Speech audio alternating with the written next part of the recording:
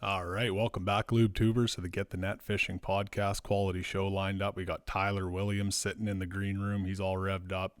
He's an Elite Series pro. If you don't know the name, he's the big guy that just giggles all the time and throws the big jig. So he's always got something funny to say, and we'll have a good conversation with him. For that, we got some open stuff to get into, some national champion stuff, a possible schedule leak. We got some local derps to skate through here since we're at the end of the season, and something for everyone. So stick around and we'll see you on the other side of the intro.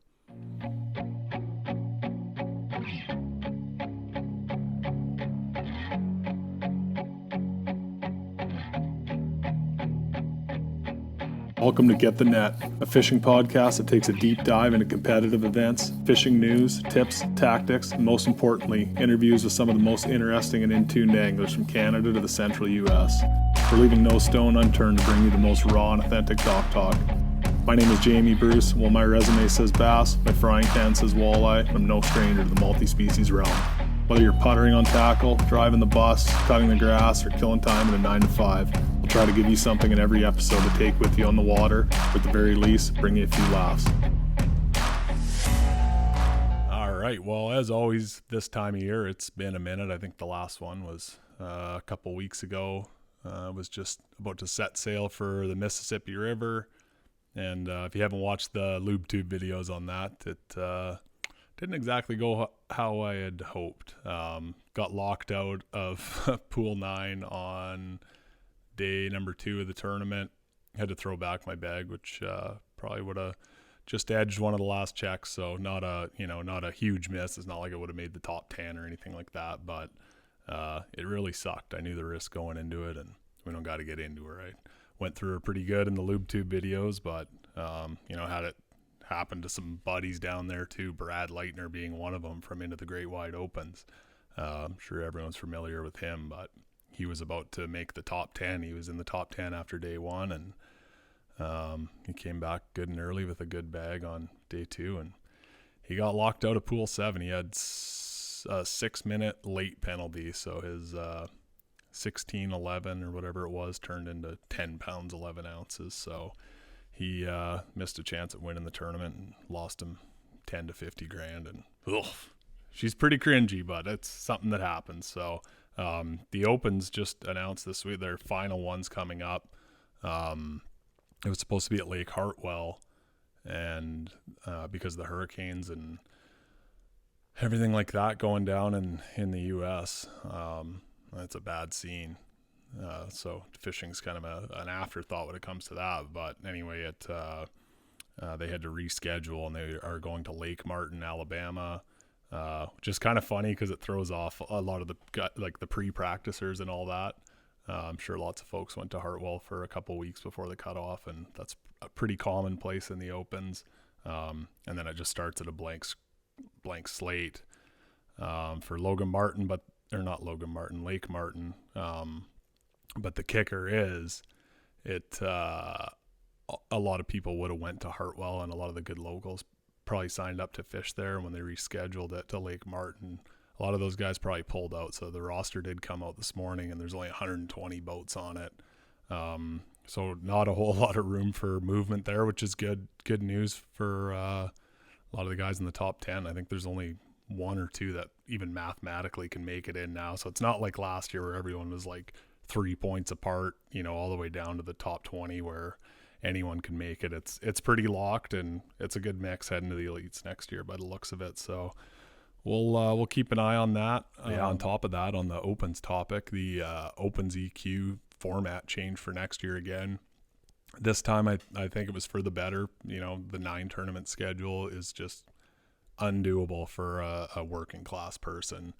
I tried it last year, and you'll see I'm pretty damn gray now. There was a lot of nights of not sleeping and trying to make it back for work on Monday morning, driving a couple nights, and just really tough to tackle. So I shouldn't say it's impossible, but it's damn near impossible. But now you just fish. There's 2 divisions with 4 tournaments in each division, and you got to make the top 50 in one of those divisions to go to the final 3 tournaments, which are all held in the fall. The entry fees go up to $3,500.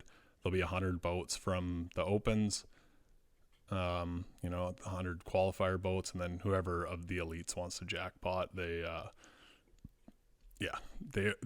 left her open for the elite jackpotters, which is fine. Like, I like fishing against all those guys, and it's really not a big deal. But yeah, a lot of people were crying about that, but it is what it is. It's really no change there as far as competition goes. But my concern is they're just going to find the best 3 fall anglers, which doesn't translate at all to the Elite Series. They don't do any fall tournaments, so unless they go up north or switch it up or figure out something to do, they're probably just going to find the best whopper plopper guy in the south, and they are taking 10 now, which is pretty cool. But yeah, pretty sweet. There was a schedule leak. This Slick Johnson, the Alabama Bass Council, anyway, he's had a couple leaks. He leaked the Opens format before it was announced. It was 100% accurate. He leaked the Elite Series schedule, and it was pretty damn close. And he's now leaked the Open schedule, which isn't out yet, which is a huge pain in the ass because, you're trying to schedule everything for the upcoming year, and it's always late in the year. Last year it was September 28th. This year it's October 7th when I'm recording this, and still haven't heard anything from her. So hopefully after the last Open here, they kick it out. But the schedule looked like one of the divisions. I'll pull it up here. Yeah, so the schedule he had, which I bet you it's going to be accurate. He's definitely got someone on the inside feeding him the info, but it looks like Division 1, Sam Rayburn, Table Rock, Kentucky Lake, and Leech Lake again. Division 2, Clarks Hill, Seminole, Potomac River, and Champlain. Who knows the dates? Who knows if this is even accurate? But like I said, he's been pretty close before. So we'll see. We'll see about that. I really like that Division 1 schedule. I'd say Rayburn, Table Rock, Kentucky, and Leech. I did start thinking about it after. I was like, oh yeah, I'd sign up for those. And I'm like, oh, there's probably going to be a pretty high demand. And, the last several years, any top 25 in any of the Opens divisions get an early entry. So you're pretty much guaranteed a spot. And I didn't think about it until the new format was announced. But this year I was in second in the Northern Division in points after 2 tournaments, and my 0 on day 2 of the Mississippi River that I had to throw back in the lake put me like in 171st in that tournament and knocked me down to 36th in points. So I might not even get into these if I decide to fish them next year, but that was just a nice little afterburn. But yeah, who knows? Also in this Opens EQ announcement, this national championship, the Bassmaster National Championship, is in a few weeks on Grand Lake, Oklahoma. I think the first day of the tournament's like November 3rd or 4th or something. And first place there goes to the Classic and the Elites. Second and third had always gone to the Classic, but now both second and third place go right to the EQ. So you just skip the Opens and go right to those final 3 tournaments. So that's pretty cool. A little extra motivation to catch some bass down there.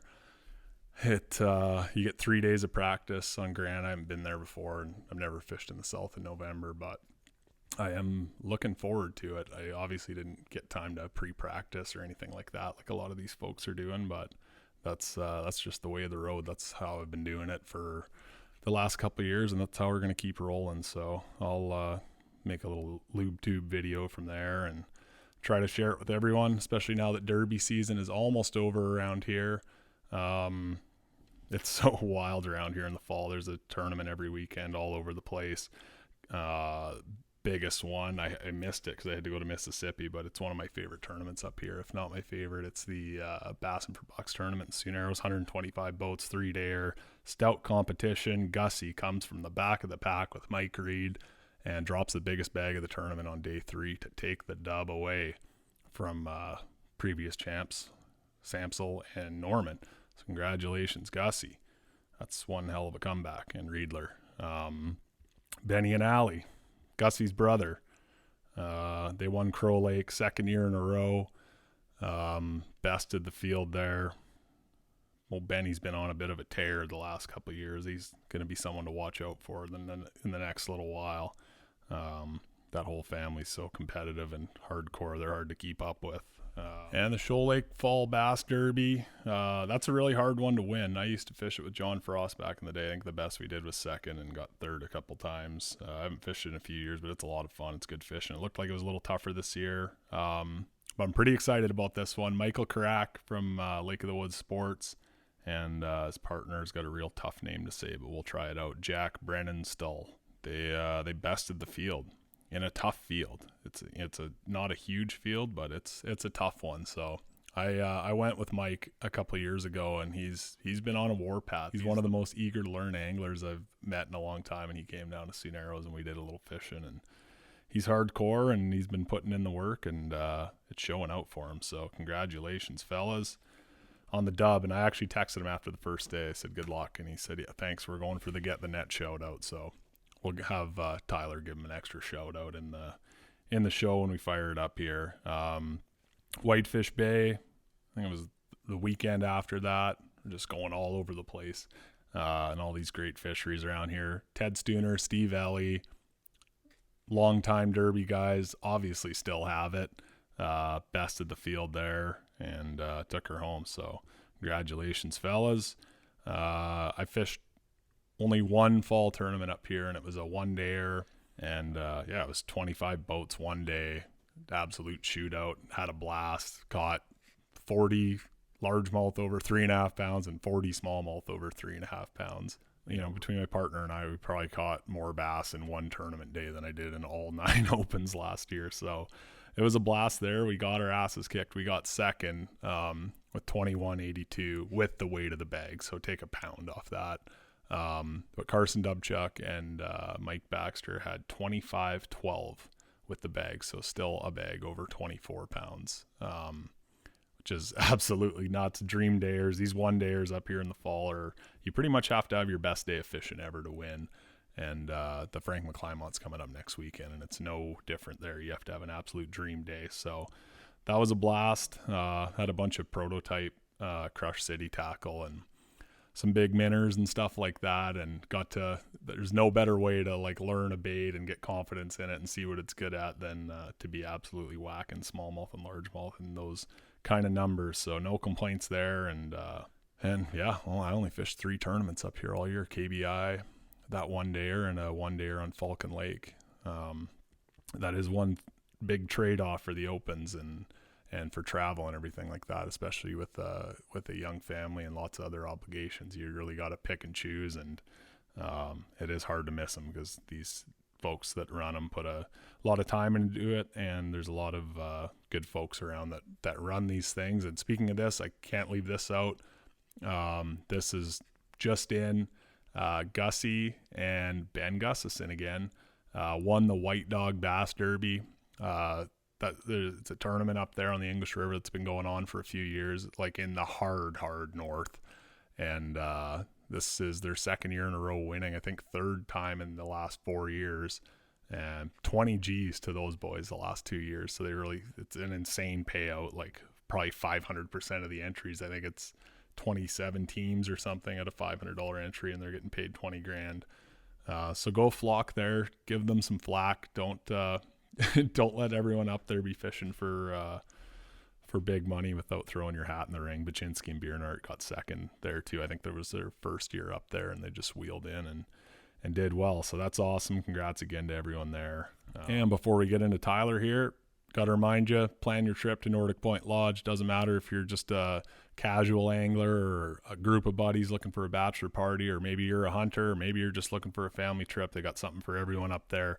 Lots of good fishing and hunting and family activity. And so click the link in the description below, take you to the website, and check that out for sure.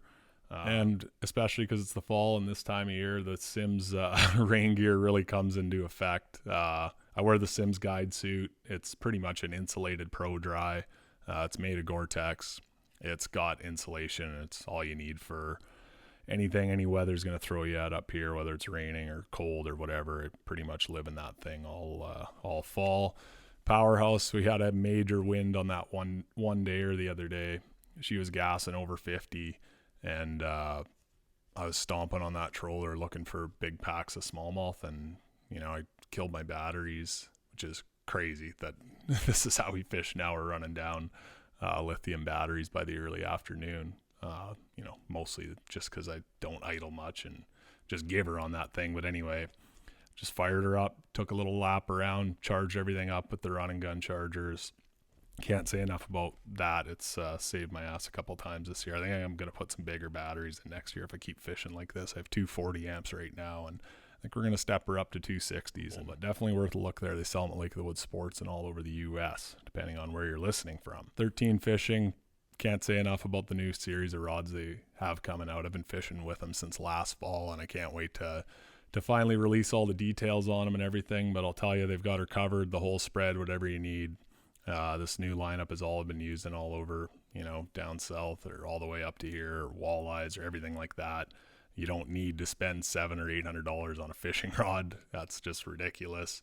You can definitely catch every fish you would have caught and be just as comfortable with this new lineup. So pretty excited about that. Tie on some crush cities. We went to work on these prototype minnows that are coming out. I have my partner with the 375 jerk, just because it's a guaranteed bite getter, and I got to do some exploring. But I've talked about that brand a lot, and they truly are fish catchers. It's not going anywhere. It's not one of those new lines that comes out and everyone buys it and then it doesn't work and then you put it away and don't hear about it for a couple of years. It's here to stay. I promise you that.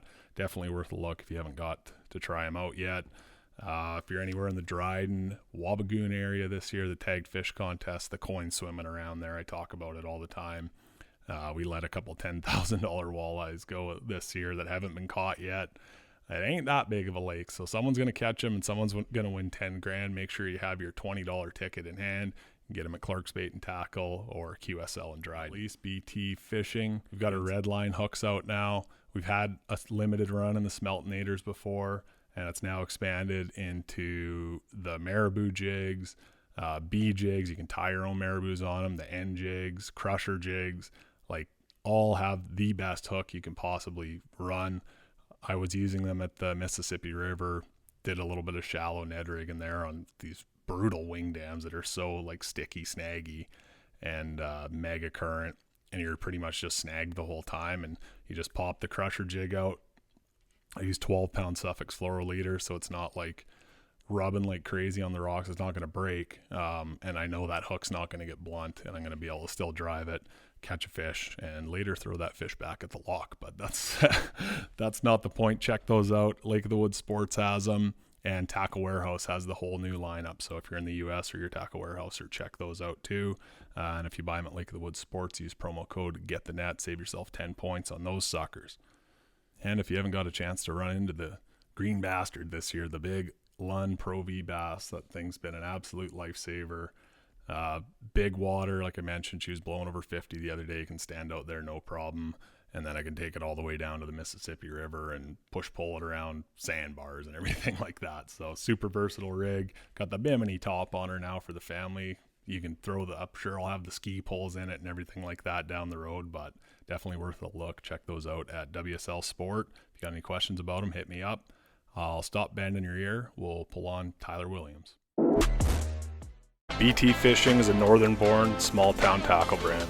Focusing on innovating rather than imitating, BT has left a mark on all levels of competitive fishing, from walleye tournaments all the way to the Bassmaster Classic. The full BT lineup is comprised of innovative tackle, carefully crafted using the highest quality components. Check out the Smeltinator jig, Elite Marabou jig, Crusher jig, Clack Shot, Clean jig, Smeltinator underspin and more at sportsheadquarters.ca. We ship across Canada and the US. Use promo code GetTheNet for 10% off all products in the BT lineup. This outdoor content has been brought to you in part by Nordic Point Lodge. Located in northwestern Ontario, Nordic Point Lodge offers some of the finest fishing Canada has to offer. Whether you're looking for a family-friendly getaway or a corporate retreat, Nordic Point Lodge has you covered. They offer a luxury outdoor experience with 5-star service. Check out the description below for more information.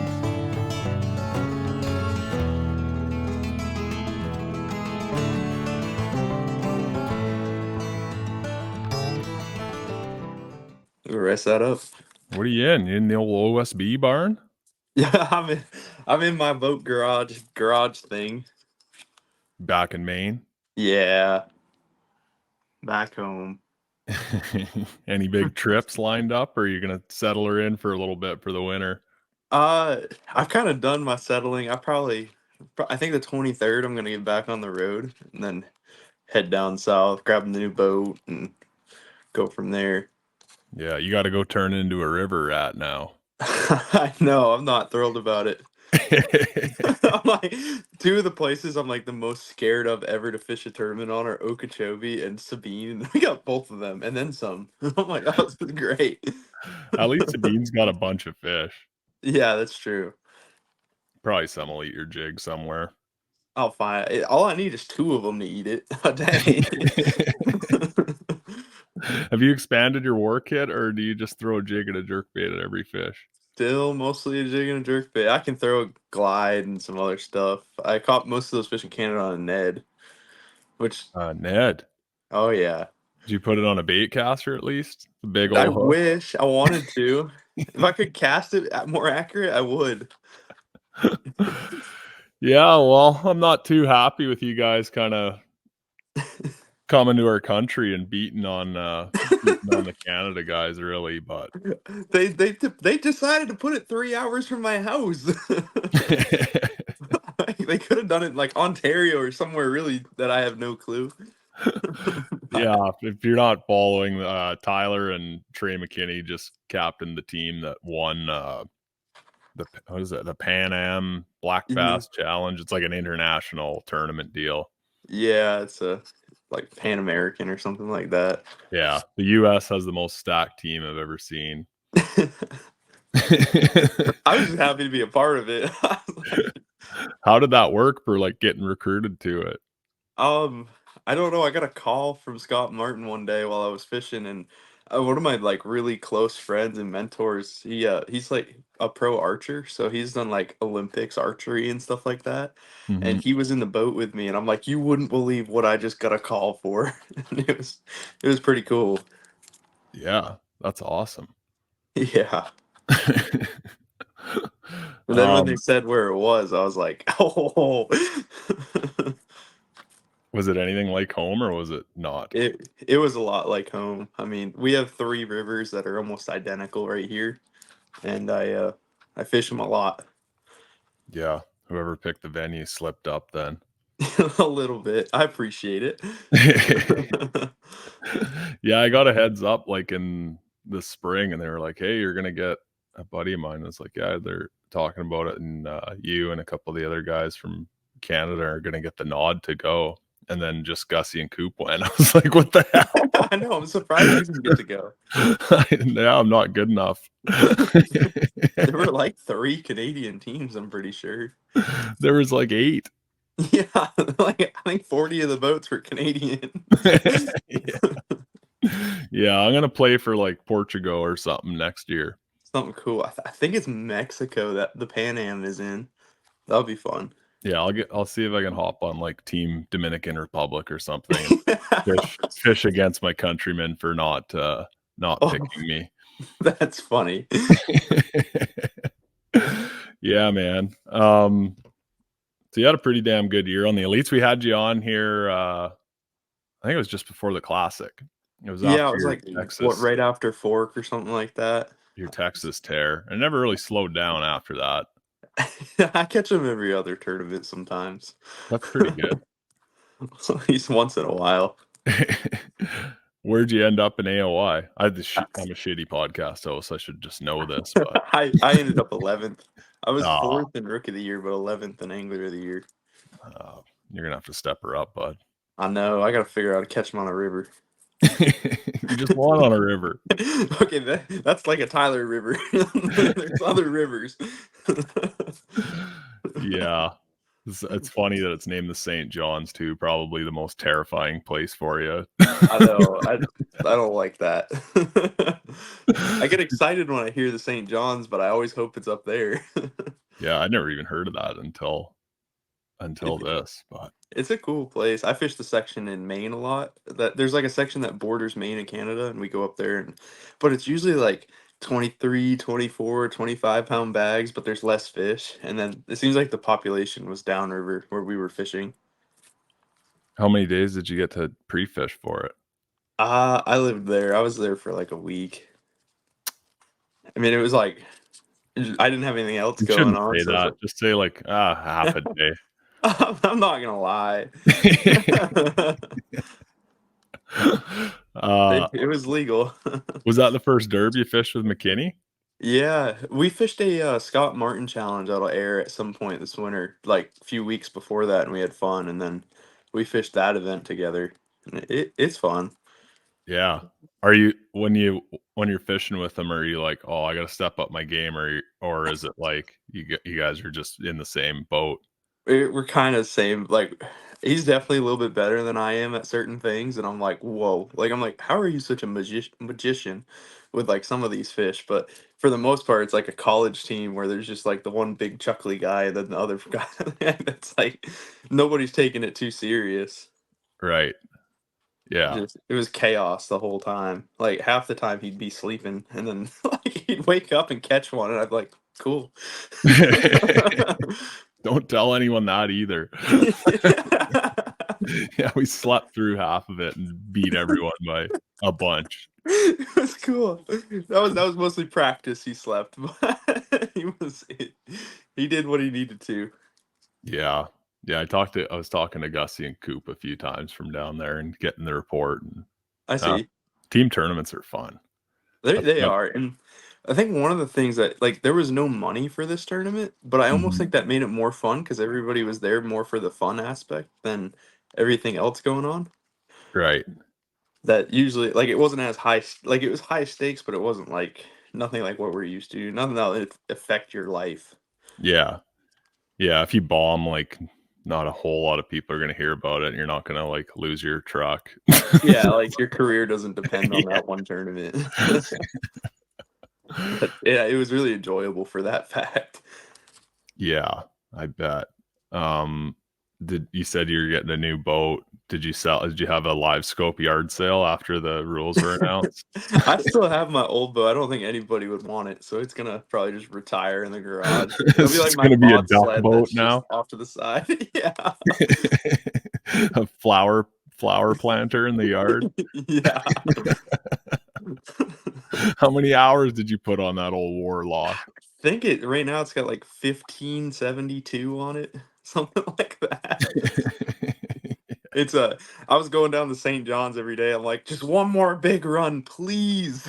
That's all we need out of you. It's club tournaments from here on out. But Yeah.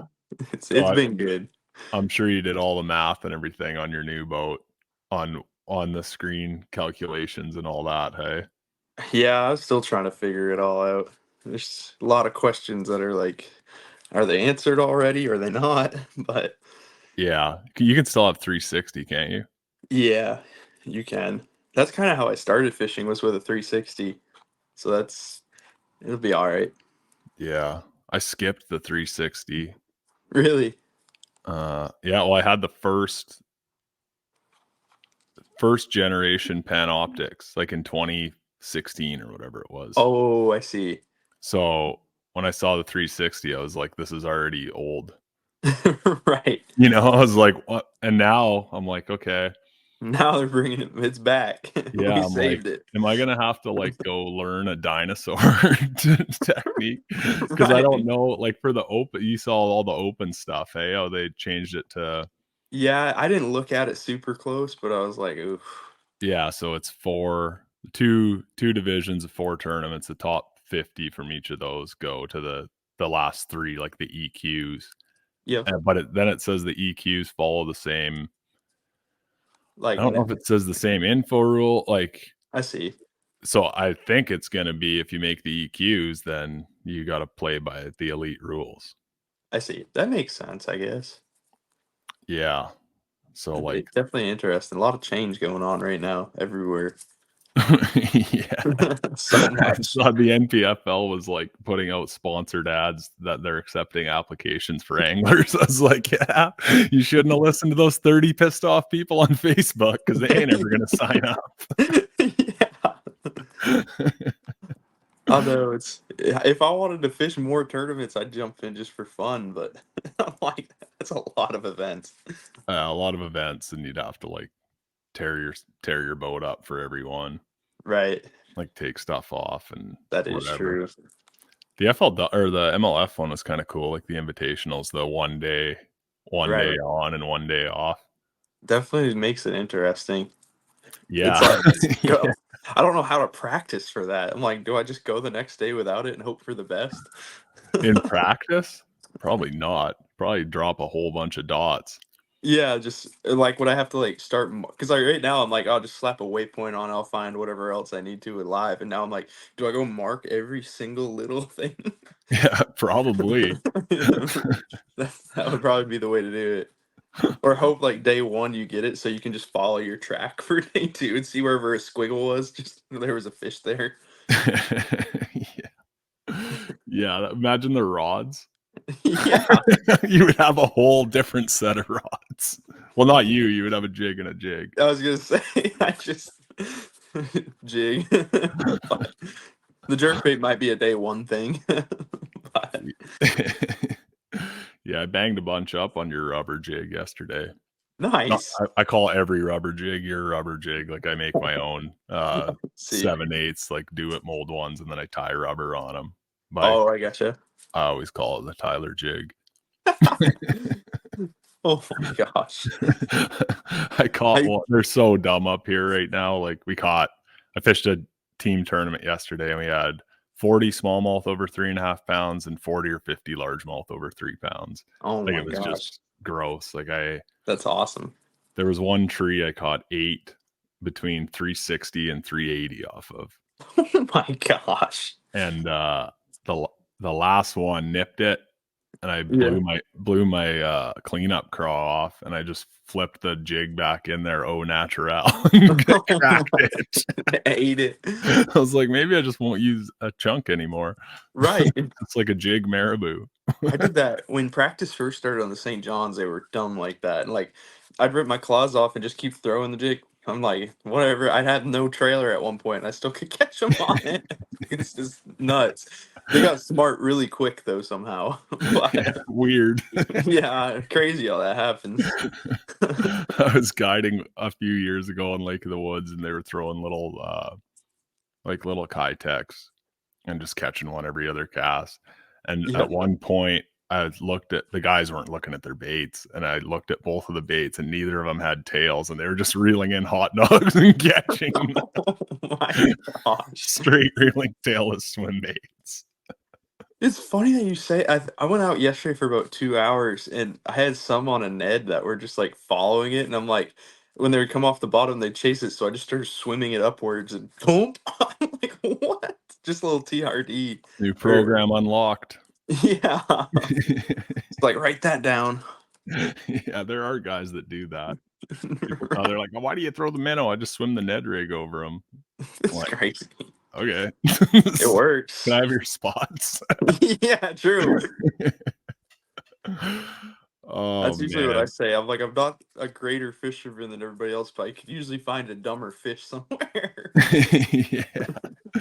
Yeah, just grind and go. So you got Yeah. are you on the troller on 10 all day? Usually I'm just like brush pile on pad, brush pile, put it on pad again, brush pile, put it on pad again. Just keep going. Big Just motor. There's a reason it's got so many hours. yeah. Yeah, no kidding. So Sabine and Okeechobee are terrifying you for next year. A little bit. Oh, hey, we gotta talk about I'm not doing an open show with Brad this week, and the opens are did you see that big schedule change? I saw it went to Martin. Yeah, from Hartwell. I see. That's Yeah, it's not like last year where everyone was like 2 points away from each other. There's like some big yeah. gaps to make up. And I I was like, saw "Oh, that. There's like 10, like one guy's gonna get like the short end of the straw because there's 10 that are all like right close to each other, yeah." and then But, there's a but big gap. the deal, like the one thing that I saw was like, well, they're going to Hartwell. Like when we went to Hartwell a couple of years ago, it was still like 190 boats, even though it was the last one of the year, just because of like Right. good locals and some of the elites and that would sign up. Right. I went to sign up, but I was in Canada and I missed because I was on the waiting list forever and then I missed the email. I was That's like, probably oh, why I well, got in. probably. But anyway, I was like, okay, well, someone can still get 160th at Hartwell, and another guy gets 11th and Right. jumps them. But now they're going to Logan Martin, A lot of and them dropped. no one, yeah, but they didn't know about it. Like now, they're Right. only getting like a 7-day notice or whatever. Right. I don't know how it works if they've been fishing up to that point and then you get called up off the wait list, I'm or do not you have to exactly honor sure. the rule? And now I'm like, there's probably going to be like 130 people in the That's what I tournament was now. thinking. I was like, there's gonna be way less, and it's gonna be hard to like make up that gap just Yeah, because like of even if the the amount guy you need in of 200 boats. yeah, that's what's crazy. Like people don't understand how volatile some things are. Like in Right. tournaments, like the something like that you have no control over. Right. And it's like all you can do is go out there and hope something happens. Like do your best and hope something happens. But, like Yeah. Oh, I so was so happy with Harris last year. Just like I know I felt bad for you on Harris, but I was like just done. I caught my fish and everything was lifted off my shoulders. yeah, why don't you come get me? I Oh wait, think I was you stuck in a lock somewhere. Which by the way, I'm never locking again. I don't blame you. I I've say tried that it. every time, but then I end up going through the other lock again. Yeah. Well, I tried to get into a pop a couple times, and it was just like this ain't happening. And then we're at Mississippi. I'm sure you heard about the whole Oh lock shit show yeah, there. that's And- true. oh man, like yeah, I came back. I only got 2 hours to fish on one of the pools. I gotta watch what I say here because Yeah, the easy. no info. Yeah. But anyway, I got 2 hours to fish on one of the pools, and then had like just probably just under 15 on their scale, and Jeez. came back 2.5 hours early, and I was at the I just hit a double barge, and I was like, well, she done. It's like Yeah, we this is just over. I think I remember seeing your video. It was like, well, guys, it was a great season, and you're still on the water. now I got to Like, sit here for 4 hours. I can't even start driving home yet. But yeah, yeah, I talked to Gussie after that. And he's like, "Yeah, I got a locking rule." I was like, "Yeah, well, I'm an yeah, idiot." no, it's yeah. I've got the Red River really messed me up on a lock once. Like I didn't really miss it. I just like spent all my day locking and then didn't catch anything, and I was like, I totally could have just caught fish in the other pool. It's the only time I've ever zeroed was when I tried to lock through. Yeah, that's a great way to lose. Yeah, it is. Like I Brad didn't even Brad got caught at the other lock that I was at, and he actually like he sat there for like 3 he was way early because he was in the top 10. He had another good bag. Right. Okay, I'm getting 10 grand. I'm going on Fox, whatever. Got a chance to win. And he went Yeah. back way early, just missed the gates on one. They're like, no problem, we'll get you through right away. And he sat there for like 3.5 hours, and he ended up coming in 6 minutes late and turned his 17 bag into a 11 bag. Let's oh my gosh. Yeah. That's insane. Yeah, man. And there were like 20 other guys did the same thing. Bobby G. Right. Bobby G was like, There yeah. was like one guy because I was watching Bass Track and he said he had like 21 something pounds on Bass Track and I think he got caught in a lock too. Oh I no. was like, whew.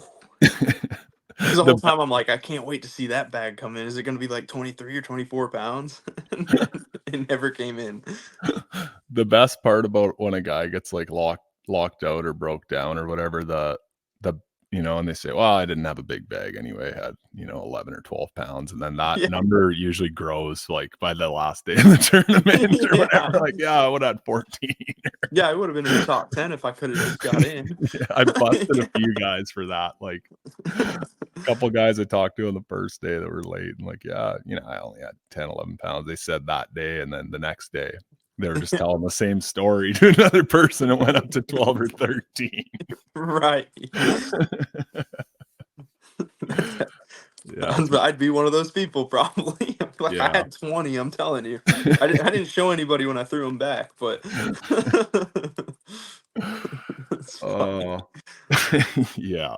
Lots of freaking laughs there. You gotta laugh it off. Can't take it too serious. So you've been on a bunch of podcasts lately, I saw. Well, I don't know if I was about a on bunch. one.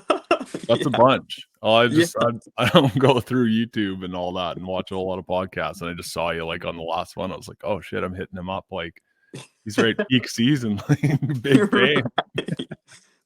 No, Okay, so you did one. I Well, did that's your one. job now. This is, the off season.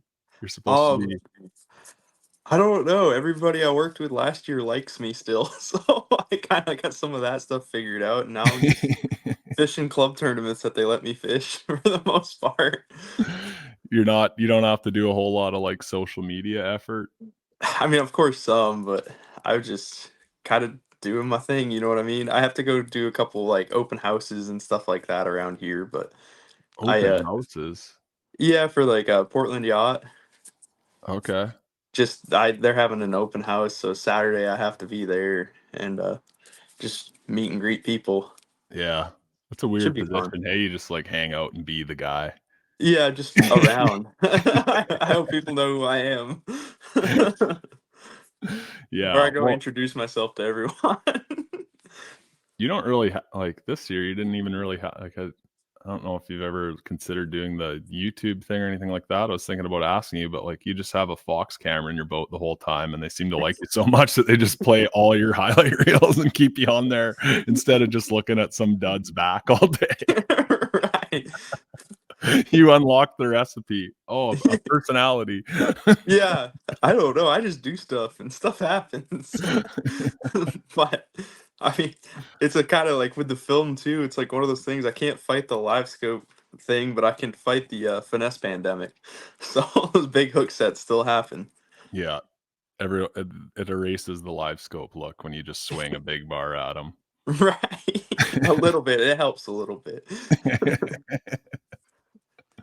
Yeah, I remember at Ozarks, I was scared, that was the first time I had a camera in my boat, and I was scared to, like, stare at my live scope. I know, right? I was like, "Oh, man." That's how I was like that at Watts, and then my second fish, I, like, swallowed that bug, and I was like, "Well, it can't get any worse than this, I'm looking at this all day now." Swallowed that bug. I wish your trolling motor would have broken, not that I'd wish that on anyone, but I wish I could have seen your day with you live scoping from your knees, hand tillering your trolling motor, running with the wind. That was that was bad. I wonder if anybody else noticed me doing that because I was not having fun. I had, like, 2 or 3 hissy fits throughout the day. But They're like, "Damn, Tyler must be tired. He's not even sitting on his butt seat, he's on his knees." yeah, I was, like, bent over the graphs. I was, like, regretting having all those graphs. I'm, like, trying to make then I was wishing do I have a pipe or something I can connect to the trolling head so I can do it from back here? Yeah, like a old Sherwood hockey stick and just run her like a hand control with a bunch of Right. electrical tape. That would've been so much better. But I made do. Of course, like, when I finally get a big one, like, I caught, like, that 5, but it was, like, with 30 minutes to go. I was like, "Oh, I survived today," but it took all day. Yeah. Yeah, I It remember was coming in with, like, 3 fish that day, I'm like, "Oh, you didn't even have a trolling motor." You're, like, in 2nd or something, or leading or whatever it was. Yeah, that was kinda crazy. Yeah. Yeah, That your was run was wild. perseverance. It was almost like Bobby G's run this past fall, or this end of the season in the elites. Top Yeah, 10 everything. Bobby had Second some swagger. he did, he was him. It's freaking nuts. It was.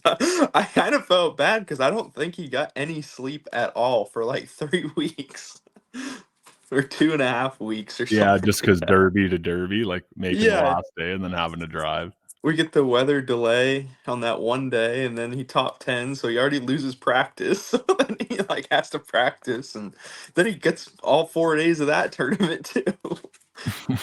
Yeah. And he just was a Johnston sandwich at, St. Yeah. Lawrence too. I was trying to get him to fish with me the day after the St. Lawrence, and he like, he didn't wanna say no, but he was so tired. He's like, "I don't think I could." It's funny. And then he Oh, would've been really mad because it rained all day the next day, and we didn't even go. yeah. Oh, Bobby. Well, it looks like the run like, the guys coming to you guys, there's not that many, like, straight young ones, hey? She's like a There, mixed bag. yeah, it is kind of mixed. I don't know. It's interesting. It's gonna be cool to have, like, Cody Meyer back in there. Yeah, that'll be cool. He should be able to breathe now. I like, he probably doesn't even need to catch one at the next one if there's only a couple boats. That's what I was wondering. I'm like, are the like last year we had what, four guys that didn't even really have to catch a fish or something like that, and this year I feel like even Easton probably still like should try to catch a limit. Yeah, I mean, you probably should try to catch a limit. Probably. Like, you could still win a bunch of coin. Yeah, that is true. The payout's a lot better now, like, it's, Yeah. like, if you make the top 10, it's an automatic 10 grand. Mind you, there's only gonna be 43 boats at the last one, so they'll get, like, $40 for top 10. Yeah. Then there's the AOY payout on top of that's really good as well now. Or is Oh, that the 10 grand you were talking about? no, I just meant the 10 grand for getting Oh, in the top 10, like, true. It's gonna be a good tournament. just the 9-pound shootout. Yeah. I know, I love those. I kinda wish I stayed signed up. Like, never been there, but I'm like, if 11 pounds is a lot, I can maybe catch something like that. Yeah, if you find 5 to eat your jig. Yeah, exactly. If they can get in their mouths, it's probably gonna be at least 8 pounds. Hey, you caught him at the St. Lawrence this year. Yeah, I call it largemouth. Did you all largemouth? No, I could only catch 4 smallmouth to start, and then I'd have to like I couldn't catch a 5th one, so I'd go largemouth fishing, get a limit, and then go call the largemouth on the Maine River when I went back out. I don't know why it was going like that, but it was. How did you catch your smallmouth?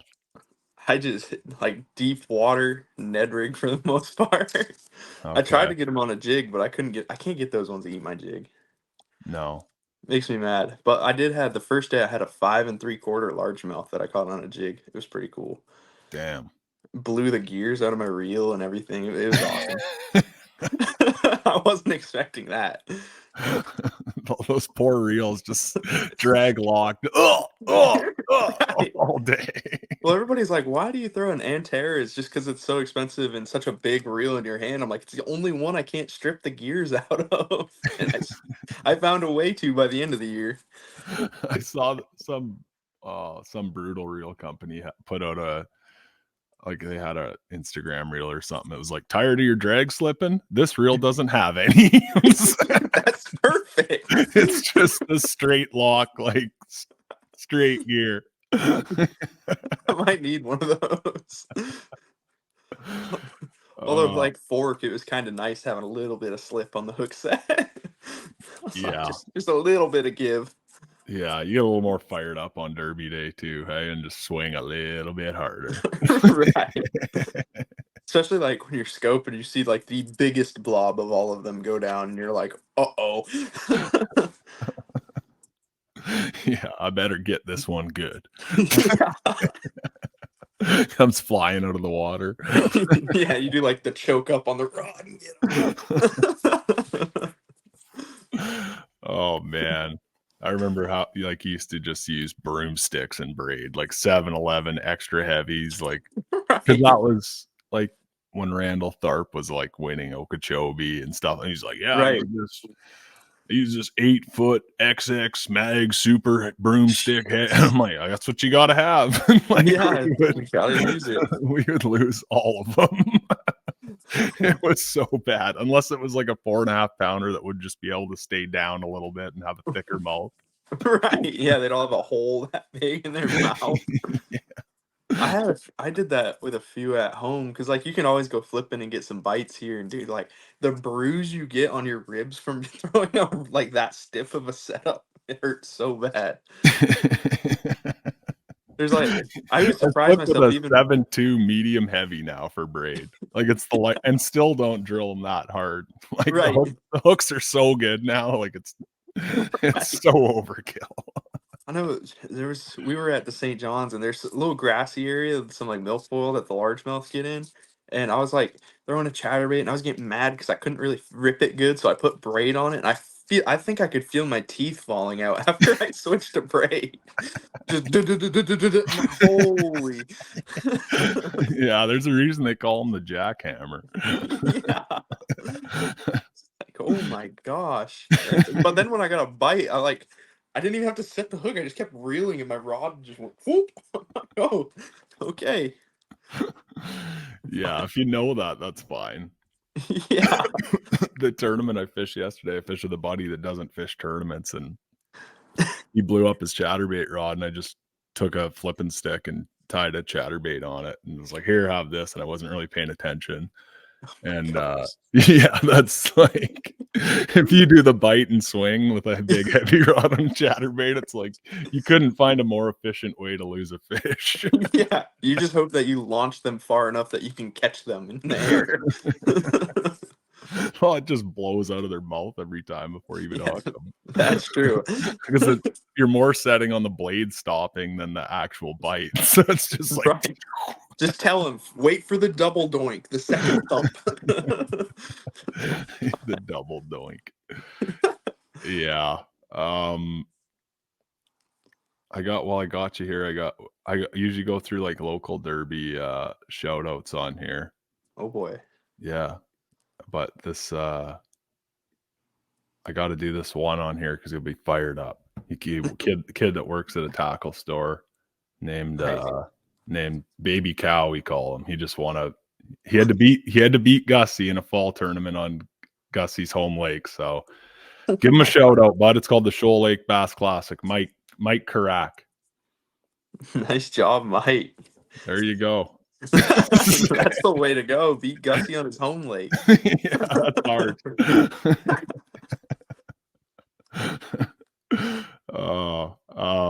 Yeah, that's the only shout out I need you to do. Oh, I gotcha. yeah, that's pretty good though. He'll be fired cool. up. That's cool. Yeah. All right, man. Well, anything else? I don't want to hold you forever. I do. I mean, I can talk all day. I got nothing going on. I was gonna go fish, but then it's like supposed to rain in a little bit. I didn't. You know that northern, like when it's 50 outside, and you're like, man, it would be a nice fishing day as long as it doesn't rain. It's one of those kind of days. Yeah. You don't want to be wet in this. Right, like this is a nice dry fishing day. Oh man, I gotta tell you this. So yesterday, this tournament we're in, it's just a one day or like 25 boats, just a fun thing. And yeah, the guy that runs the tournament, like obviously likes fishing long days, and he said the hours are 7 to 5, the tournament hours for everyone. Sunrise is 7:18 right now. So and dude, it was blowing 50 yesterday. It was the windiest day of the year. Oh no. We had to launch off site. There's no good lake map for the lake, so I was just like trying to figure out where I was. And I had to come around this huge corner in the pitch black, and there were 4-foot waves. Like it's a big wide open deal we had to go through. So I was hitting them sideways without being able to see them, and we were just eating them and stopping because we couldn't see any to run them. So it was just like started the day just like drowned rats. And then that's when it's just like it'll warm up at some point. Like, the sun will come up. Yeah, it'd be like picture running Lake Ontario in a 10 mile an hour wind in the pitch black. That's not exactly ideal. So anyway, we were freaking soaked and it didn't rain a drop. It's not fun. I know. I'm like to the point where I think I'd almost rather be wet than have to wear rain gear just because I hate wearing multiple layers. I don't know if it's a big guy thing or what, but I get a lot of flack for not wearing rain gear when it's raining. Dude, Cooper Gallant, I'd met him a little bit back in the day, and when I the first time I went fishing with him, he was still like a kid. It was like his first or second year of the Opens, and I was near his city, and he's like, yeah, we'll go fishing, and we go, and he's wearing no rain suit. Like he didn't have a rain suit with him, and it was like cold, like 45, raining a little bit. And his mom's, they must have been his mom's like Sorel winter boots. Oh my gosh! And I pulled out like I flew there and still and it was there for like a work thing, but I still packed a rain suit. I was like, yeah, we're going fishing. Right. I pulled out a Sims Pro Dry, and he's just like, oh man, those are the deal, hey. And I was like, yeah, man, these are the best rain suits I've ever used. He's like, yeah, I got a different one. I just mean like rain suits in general are the deal. That's funny. Yeah, I got a picture of him holding the small ball in his mom's Sorel winter boots and like Bugle Boy denim and just grind it all day. He does not care at all. That's It sounds like awesome. you're the same way. Yeah, I know. So I completely forgot my rain gear for the St. John's in Maine. Like I just left it here. And of Didn't it course. piss there? Yeah. And it was like one of the mornings of practice we took off. It wasn't raining or anything, but it was like 37 degrees and Trey is in like all his FXR gear, just everything. Like I think he had like 3 or 4 jackets on, and I'm over here in just shorts and like my shirt right now, just running across. And we had quite a silent moment when he just looked at me and shook his head the whole time. I was fine. The worst part probably was I got my feet wet launching the boat, so having my foot on the hot foot, that was kind of cold, but it was good other than that.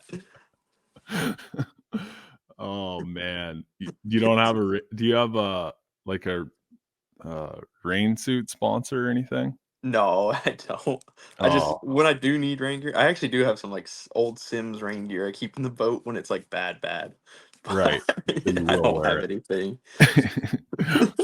Yeah, I used to be like pretty bush league, you know, Yeah. like probably when I was your age, and then when I finally like learned that about all the layers and all that, like I just turned into a total snob, and now I'm like 6 layers and like all the gear, and it's your I know quality it's of like life goes so it's a major improvement. right. You'll I know find out. I'll put like a hoodie on sometimes, but like soon as my rod butt gets stuck in the pocket on a hook set, I'm like, okay, this is gone. Like I'll suffer Yeah. to So even you ain't remove. fishing in gloves. No.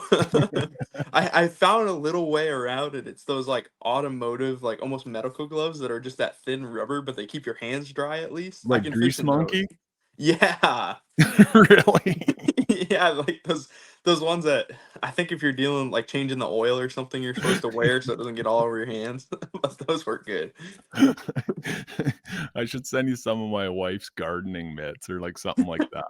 Your Yeah. hands don't just sweat like crazy in those? No, for some reason. I don't really know why. I get probably more like if it's cold, I'll go to a spinning rod and just go from there so my hands don't get wet. But if I'm like throwing a jig or something, I can't believe how much water drips off my reel onto my hand. It'll freeze.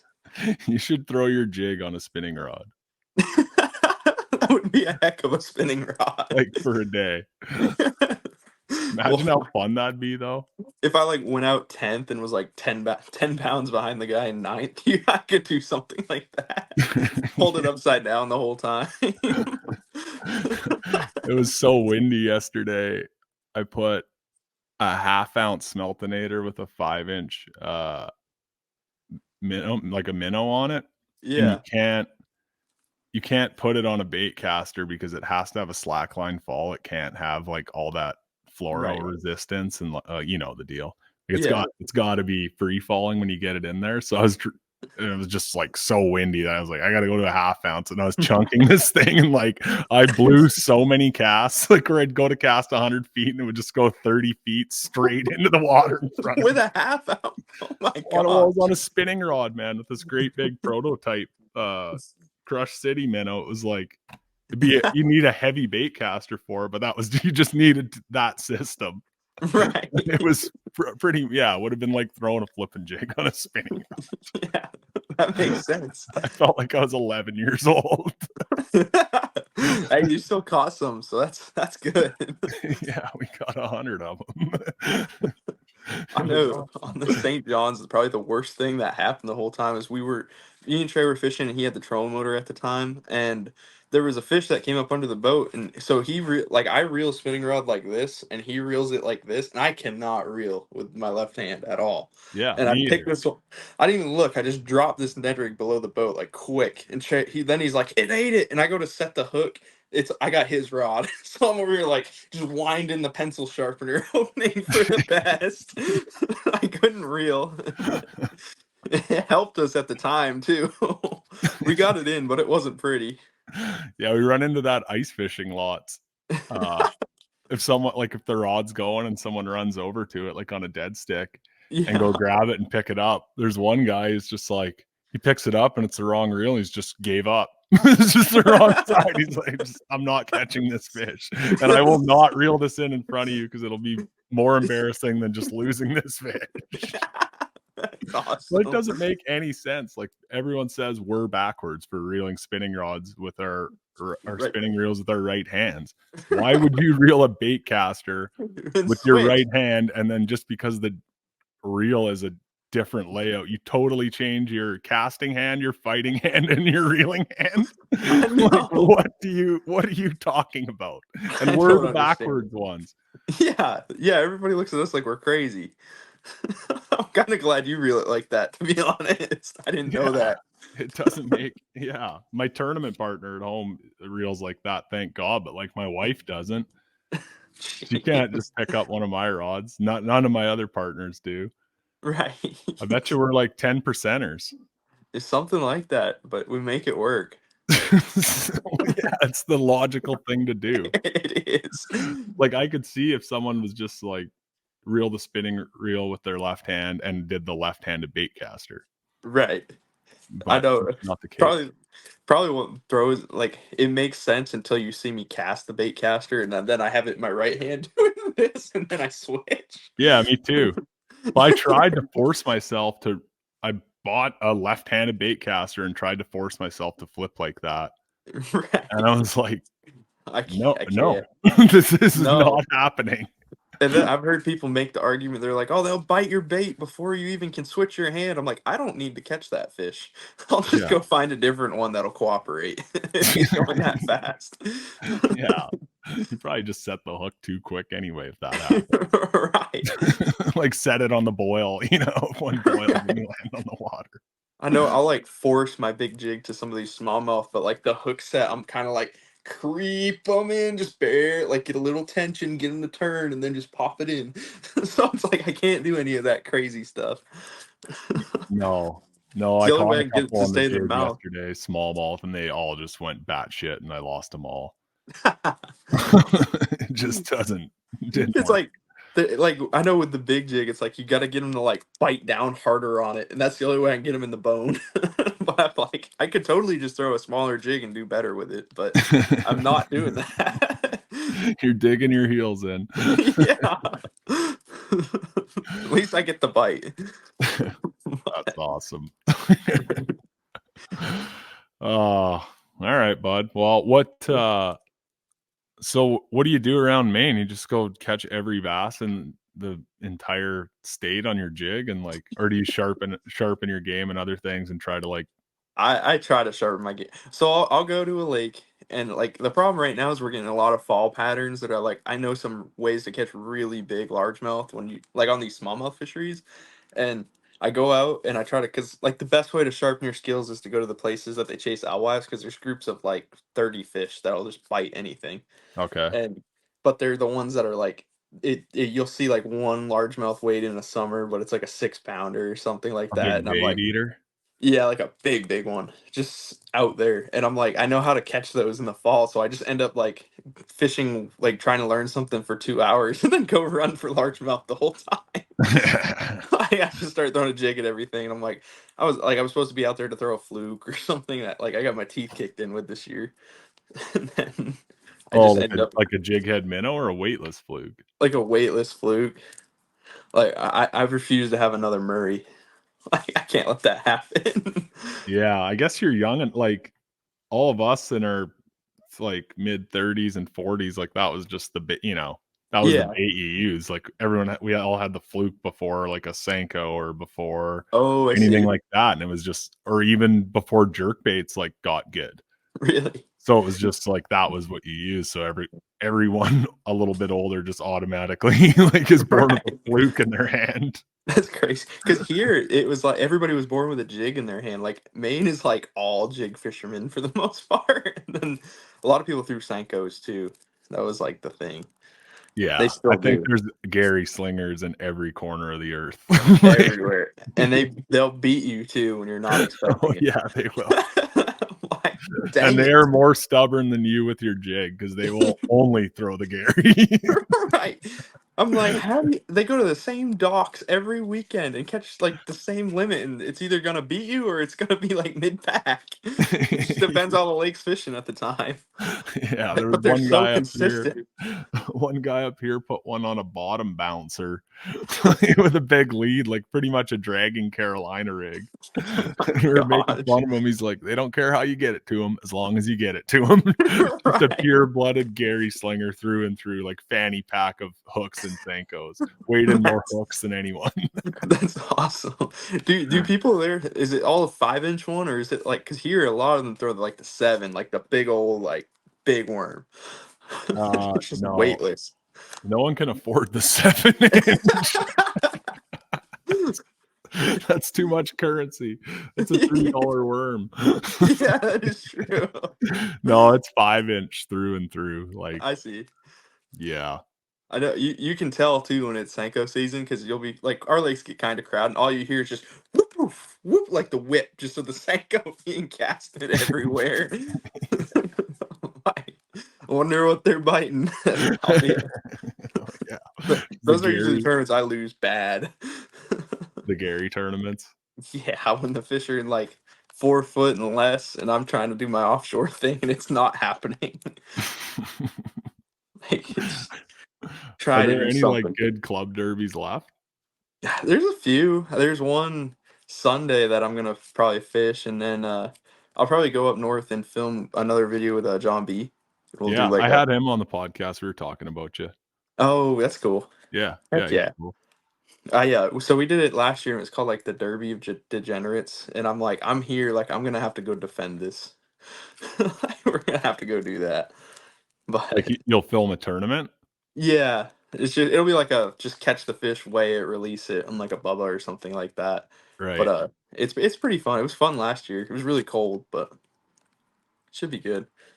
Yeah. No, you really don't need a YouTube channel. You just go out with John B once in a while and do Bassmaster. You got it figured out. Because I there's so know. many of these elite guys that have, like, these high production YouTube videos that get, like, 400 views, and they're spending, like, 5 grand on them, Yeah, going through all this pain in the ass, 5 you, grand you a gotta tournament. you gotta have some mystery to it to make people want to watch you. You know. But, Yeah.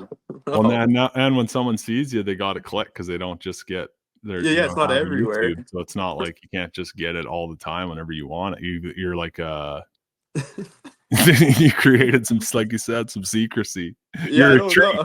treat. Yeah, I don't know what I'm doing. I just find something and it works, and I like it. Yeah, you got her figured.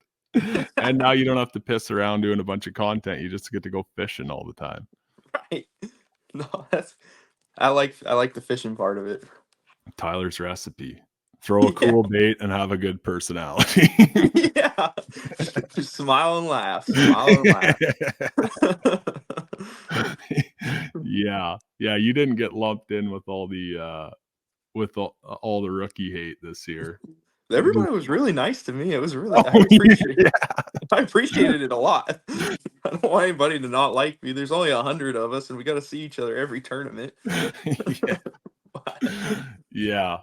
And you're yeah, people should be nice to you too, because I remember reading your bio and it said diesel mechanic, and when I build diesel trucks, and when I needed a tool at I think it was Ozarks, I was like, that guy for sure. I just walked past like 10 other boats and went right to yours. It's like, where's your yeah. Phillips? I thought you picked me because I had like the oldest boat there. They're like, oh, he's for sure got tools. Yeah.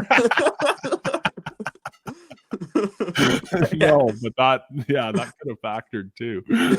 I know, like last year, my boat had more tools than tackle in it just because I was so scared of something happening. And nothing happened, but I was like, I'm prepared. If I don't have it, something will happen. Yeah. Yeah, you carried the Pretty whole kit cool. and caboodle, hey? Yeah. Like, I had like twice as many tools as the day you saw me. Like I had whole socket kits in there and everything. Yeah, I keep a socket kit in mine, and I don't open it all year. And well, I put a new one in last year, and I opened it when I sold my boat at the end of the year, and it was just rusted. Like the seal wasn't even gone yet. It was just rusted to piss because it just, like Right. sits in the bottom of a compartment forever. Right.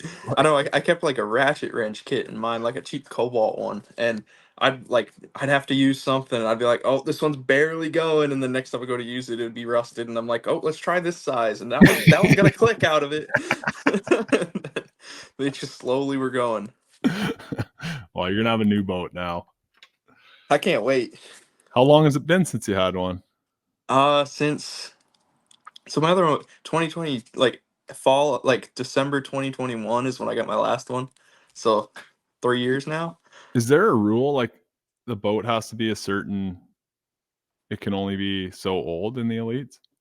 I don't know. I don't think so because I know Matt Robertson ran an older Triton for a long time there. Right. I'm not sure how new Steve Kennedy's boat is either. I don't think it's Yeah, that's a brand good new. point. Okay, there must have been under contingency or something. Right, I think it's just kind of like some people will get one every year, and then some people are just like, "Ah, I'll run this one until it's done." Yeah, I don't know if that was the best plan because now you just have a flower planter. Yeah. I mean, I'm not convinced anybody would have bought it last year. I just added to it this year. I'll give you $600 for it. Yeah. I think that's what flower planters go for now. Canadian too. Oh gosh. Yeah. Yeah, you're lucky there Dude, wasn't any payout at that tournament. You would have been in the hole. If you would have what? got a grand, you would have cashed it into US and they would have been like, you owe us $40.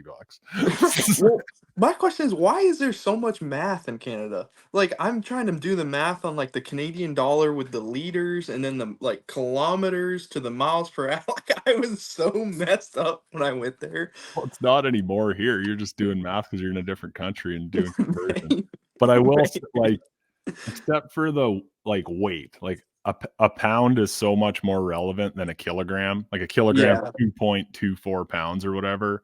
And that it's like is true. nothing is that much. Like, you Right, know, a pound is just way more universal. Like you have a pound of ground beef and your steak right. weighs a pound and this, And it's that, like and the the right amount for everything. yeah, yeah, pound of nails. But Yeah, like everything else, the imperial system makes no sense at all. It's like a ton. Oh, let's do 2,000 pounds for that one. yeah. No, I understand that. Like it's crazy.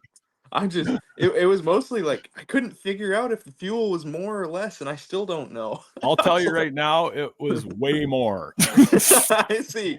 I see. Yeah. How much was it there per liter? Do you remember? I think like for super like 170 or something like that, Okay. like a liter. Yeah. So that's what it was here for. That's what it is here for regular. But so that's Oh, I pretty. see. Must be on sale there. Uh, Maybe. 170. I'll tell you how much it was. 3.4. Okay, so that's 652. Well, 653 Canadian per gallon. I see. But your And dollar so is it's like stronger, so 450 probably, yeah, something like good that. math. And 457 a gallon. I see. But I that's mean, only because the US dollar is so strong right now and the Canadian dollar sucks. right. That makes sense. My entire life the last couple of years has been US conversion. I see. What's weird to me is like I think it was 6 years ago or something like that. I was shopping for snowmobiles in Canada to have them imported, and I like because they were so much cheaper there than they were here. Yeah, because the sticker price is the same and your dollar is worth like, you know, Yeah, get 137 on the dollar right now or whatever it is. right. Like I remember, I think it was like at the time it was like a 2-year-old sled or something like that, some crazy thing somebody built, and it was like well, it would have been probably 8 or 9 grand here, but there was like 4,000 US there, and I was like that, like let's import that. Yeah. Well, it And never then I used to never be rode like it. that. Like we used to go to the US and like everything was so much cheaper even after the conversion. It was like fine, but now Yeah, almost everything the sticker price is damn near the same. right. like especially like food and hotels and stuff like that. So it's like we're just That's paying 37 that's cents on true. every dollar you spend. That's true. I was is there's a food. Is it Denor or something like that? Is that a thing in your part of Canada, or is that just there? A donair? Donair, yeah. You got down on some donairs? I didn't know those weren't a US thing. Well, when we were in Canada, we had it.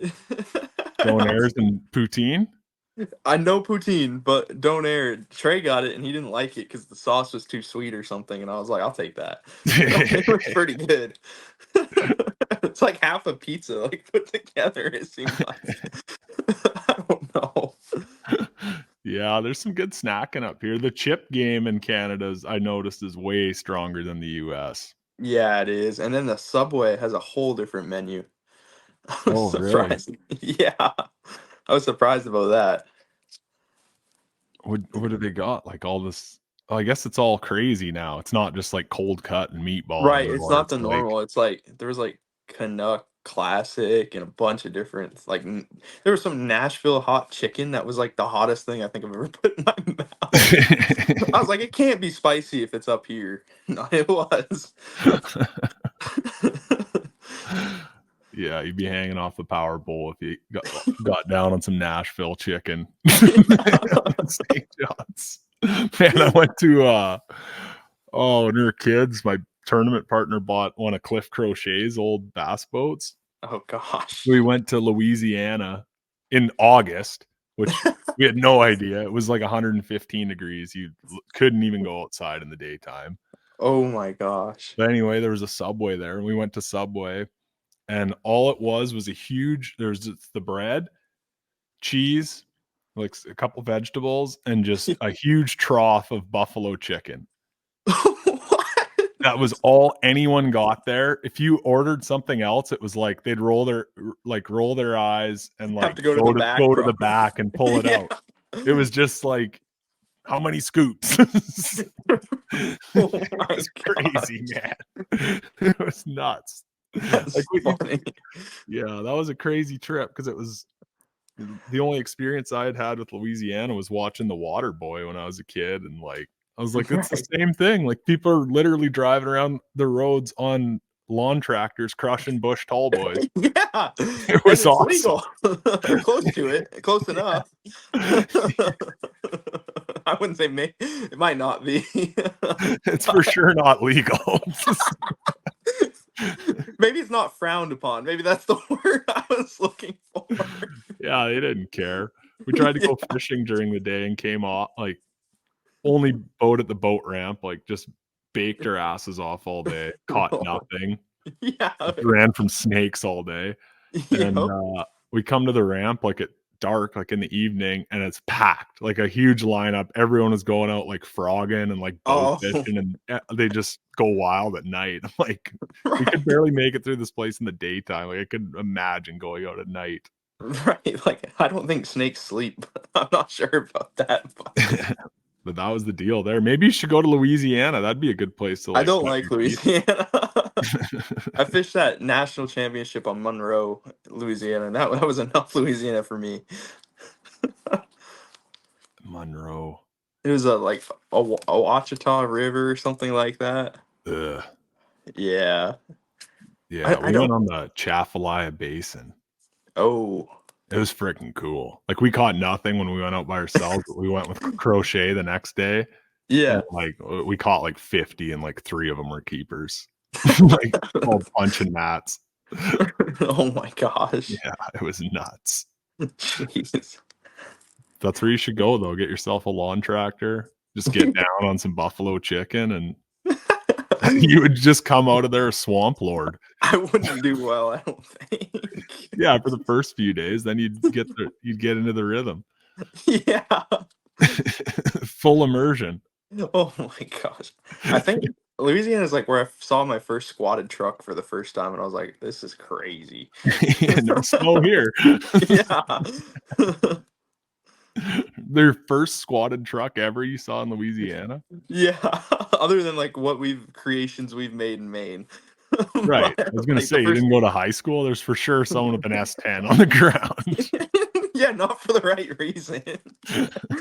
It's probably all rust. They salt the piss out of the roads there all winter. So bad, like worse than I've ever seen anywhere.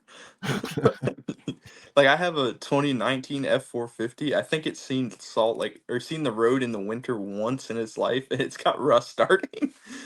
Why are you kidding me? Like, Yeah. it's Oh, crazy. yeah. Winter's something else. It is. It Can't is. wait. It won't be long. I was thinking about that today. I'm like, man, it's already October, but it still feels nice out. I wonder what day it's gonna switch. Like, because it won't be long. Yeah, here it switched like a couple days ago, I see. and it got cold. Like, I didn't I put see. my garden hose away, and she froze. Oh, Yeah, yeah, that's cold. It's colder than here. yeah. Yeah, it's okay. It only lasts 7 months.